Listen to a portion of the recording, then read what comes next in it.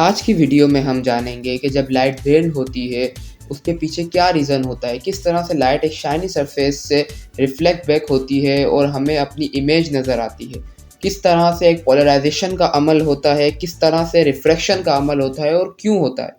तो स्टार्ट करते हैं।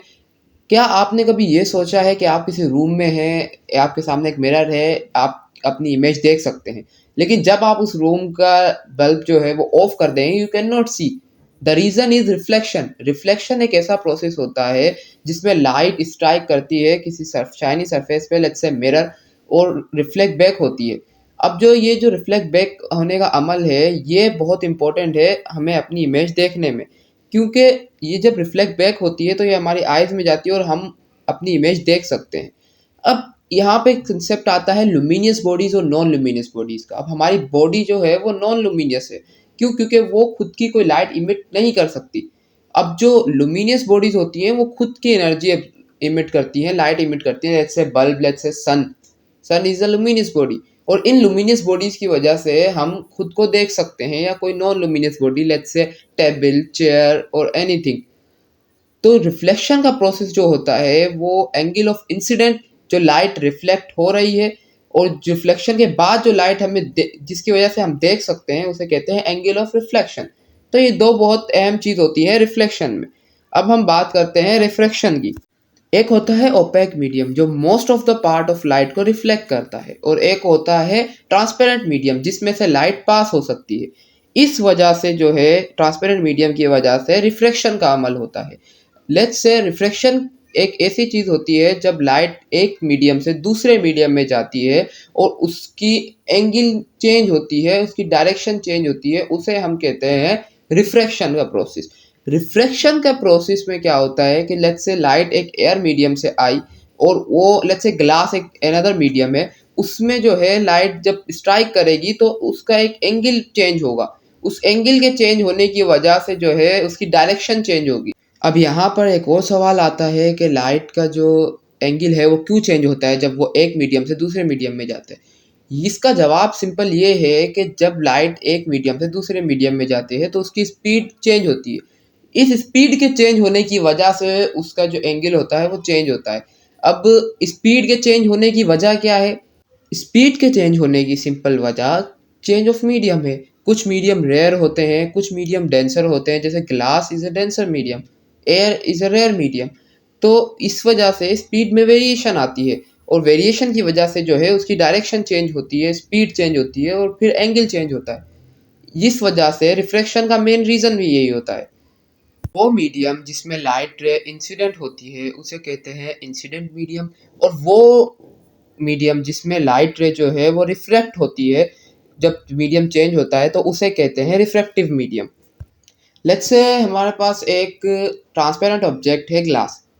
जो लाइट इंसिडेंट कर रही है वो उस मीडियम को कहेंगे हम इंसिडेंट मीडियम, जो कि एयर है, और जहाँ से इंसिडेंट करने के बाद जो रिफ्रैक्ट हुई है उसे कहेंगे हम रिफ्रैक्टिव मीडियम, जो कि इस केस में ग्लास होगा।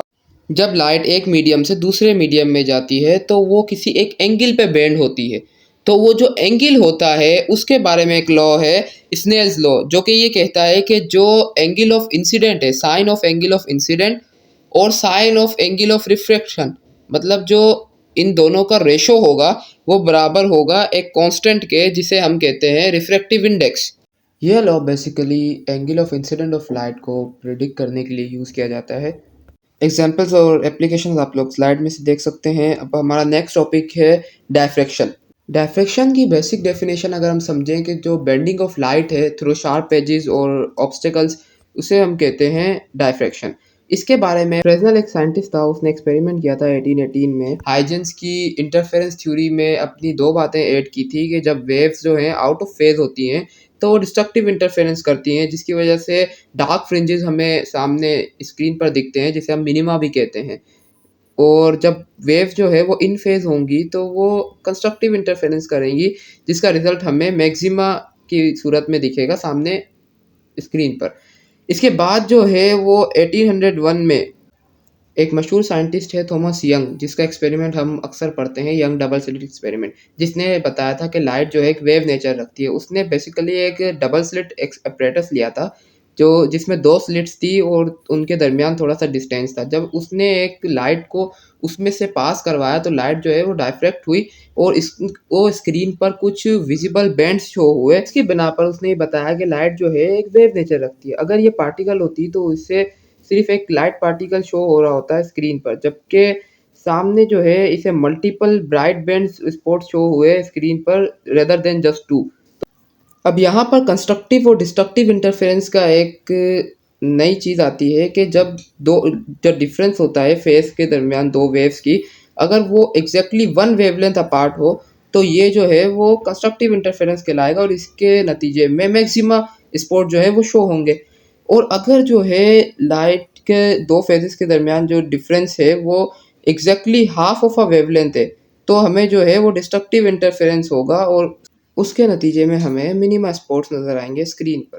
डायफ्रैक्शन की अगर आपको इजी मिसाल में दूं तो आप एक हेयर लें, उससे जो है अपनी आँख से 1 इंच दूर रखें और इस तरह से उसे सेट करें कि वो सामने जो लाइट है उसके और आपके आँख के मिडल में हो। तो आप ये नोटिस करेंगे आपको लाइट के ब्लॉब्स नज़र आएँगे और जैसे-जैसे आप उसको रोटेट करेंगे आपको लाइट के ब्लॉब्स डिफरेंट नज़र आएँगे। तो इसे जो है वो डायफ्रैक्शन कहा जाता है कि bending of light through sharp edges और ऑब्स्टिकल्स। अगर एक और मिसाल दें तो सीडी और डीवीडी जो होती है उस पे जो है आपको एक रेनबो पैटर्न शो होता है जो कि डायफ्रैक्शन ग्रेटिंग की वजह से होता है। डायफ्रैक्शन ग्रेटिंग सिंपल आप ये समझ लें कि हम पॉलीक्रोमेटिक लाइट को डिवाइड करते हैं into some specific wavelength, different wavelength की फॉर्म में हम उसको डिवाइड करते हैं तो उसे हम कहते हैं डायफ्रैक्शन ग्रेटिंग। अगर आप किसी वाइट लाइट को डायफ्रैक्ट करेंगे तो आपको सामने स्क्रीन पर एक रेनबो पैटर्न नज़र आएगा और इसमें एक इंटरेस्टिंग चीज़ ये होती है कि इस रेनबो पैटर्न में जो रेड कलर होता है वो सेंटर से बहुत दूर होगा। क्यों सेंटर से दूर होगा? Just because of longer wavelength, क्योंकि रेड कलर जो होता है रेनबो में उसकी वेवलेंथ ज़्यादा होती है और जो एंगल ऑफ डायफ्रैक्शन होता है वो इंक्रीज़ हो जाता है for elements which have longer wavelength. अब पोलराइज्ड ग्लासेस का नाम तो आपने सुना होगा।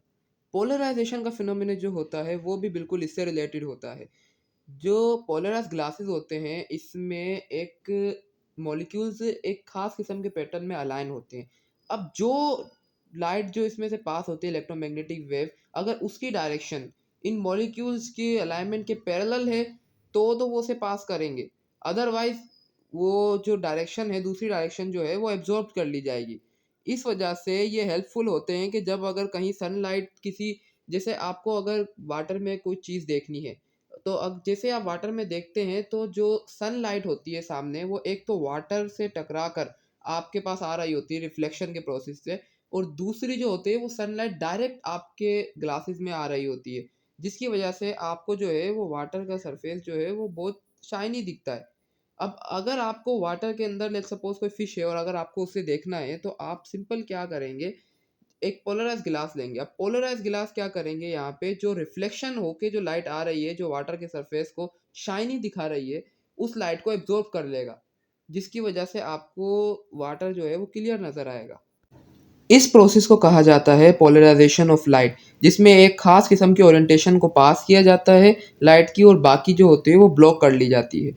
अब there are certain examples of light के लाइट की अहमियत क्या है। Obviously light is very important in our environment, for our home, for our industries. Light से ही सब कुछ चल रहा है। लाइट है तो हम देख सकते हैं, लाइट है तो हम पढ़ सकते हैं, डिफरेंट एनर्जी को क्रिएट कर सकते हैं। सनलाइट जो आ रही है सूरज से उससे हम फोटो इलेक्ट्रिक इफेक्ट की मदद से, जिसकी मदद से हम अपने फ़ैन ऑन कर सकते हैं, एसी ऑन कर सकते हैं। अब वो एक अलग बहस है कि लाइट एक फोटोनिक नेचर रखती है, पार्टिकल है, डुअलिटी है, वेव है, लेकिन इन जनरल अगर बात करें तो light is very important. Medical perspective से देखें तो बहुत सारे ऑपरेशन ऐसे होते हैं जिसमें लाइट यूज़ की जाती है, लेज़र लाइट यूज़ की जाती है जैसे इलेक्ट्रोस्कोपिक है, और भी बहुत सारी चीज़ें हैं। इंडस्ट्रीज़ में लाइट का बहुत यूज़ है। इन जनरल वैसे light is very important. That's all for today's lecture. In this lecture, we have covered reflection, process of refraction, diffraction, polarization, Young double slit experiment till now, and we will discuss more in our next videos. So if you have any query, any question, you can ask me in comment section. Thank you very much.